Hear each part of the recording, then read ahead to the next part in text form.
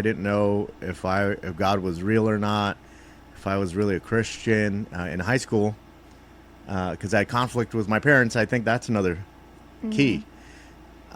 But I remember my Bible class uh, teacher was saying all this stuff that wasn't in the Bible, and I had to look it up for myself. I had to find the truth. So that saved me.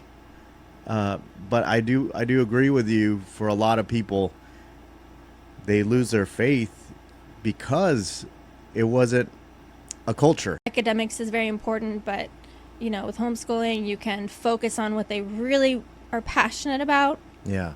You can make them you could focus on their personal God-given calling and passion from the very beginning. Yeah, Not just for a that's awesome. career, but for a calling for their lives. See, you're hitting on something that most Christians don't even think about is Mm-hmm. what is the calling your children have from the Lord?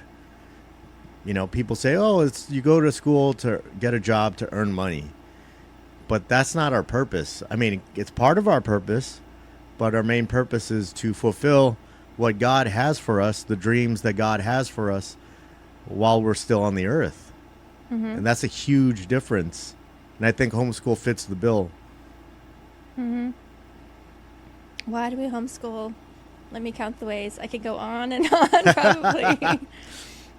So, what else? If your kids are in school, or if they're little, a lot of times when kids are little, like when they're like 7 and under or 6 and under, yeah, you're not going to be able to imagine what it's like to homeschool them to school them because they're crazy. Yeah.